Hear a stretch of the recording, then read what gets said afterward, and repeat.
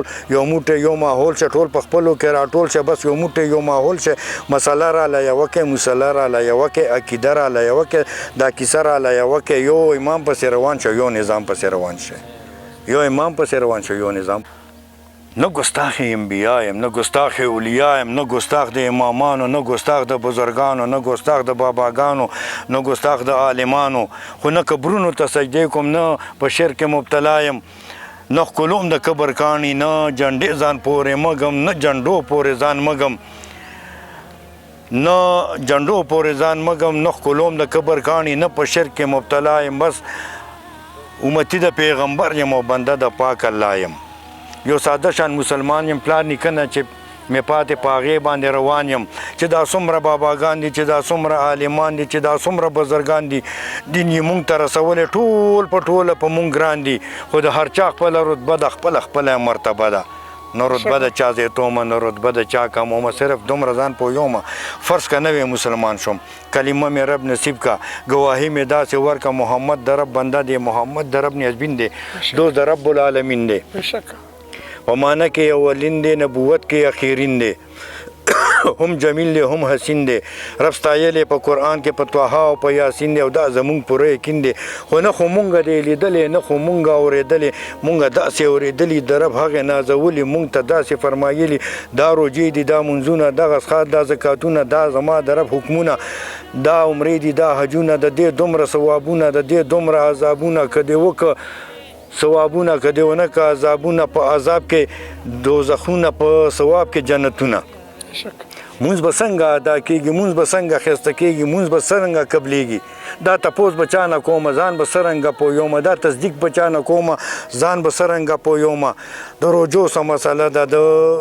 سجدو څه مسله ده د جامو څه مسله ده د پټکو څه مسله ده دا په شین پټ کې جنت دی که په تور پټ کې جنت دی که په سپین پټ کې جنت دی که په سور پټ کې جنت دی د روجو څه مسله ده تراوو څه مسله ده د شلو څه ثبوت دی د اتو څه مسله ده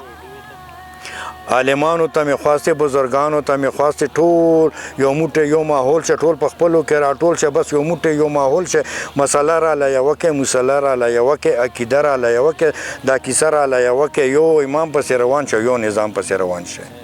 یو امام پسې روان شه یو نظام پسې روان شه د عبدالله والد صاحب ته ډالۍ ده چې فرمایلی رب په خپله څو ځایه په قرآن فبأي آلاء ربکما تکذبان نعمتونه مې درکړي رنګ په رنګ عظیم الشان فبأي آلاء ربکما تکذبان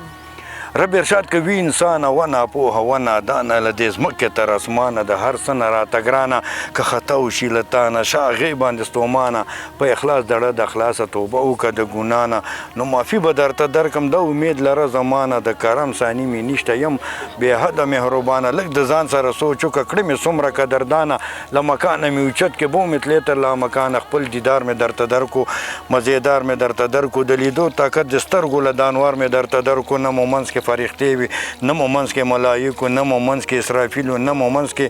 میکایلو نه مو منځ کې اسراییلو نه مو منځ کې جبراییلو و په عرش باندې مونږ دواړه ته مهمان وي زه میزبان فبأي آلاء ربکما تکذبان چې دا څومره مخلوقات دي فرشتې دي که جنات دي نباتات که حیوانات دي که څوک مړه دي که حیات دي تا ته پاتې په صفات دي په طاقت کې درته مات دي بس خو ته مې چې پیدا کې په دې ټولو مې اعلی کې په دې ټولو مې بالا کې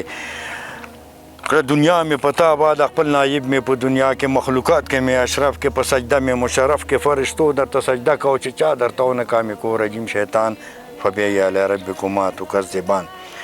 د دې دومره نعمتونو د دې دومره صفتونو د دې دومره قدرتونو د رحمت د بارانونو عجیبه بدل دی راکو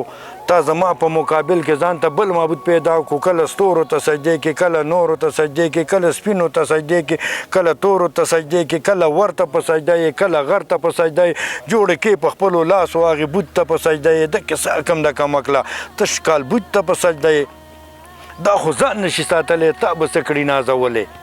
چې ته اوس هم نه پوهېږې نو په خپله به غر کېږې بیا به ما نه ګیله نه کړې بیا به ځان نه ګیله وکړې که باغي شوې له نظامه ځان خبر که د انجامه په دوزخ کې به دې سوځم په لمبو کې د نیران فبأي آلاء ربکما تکذبان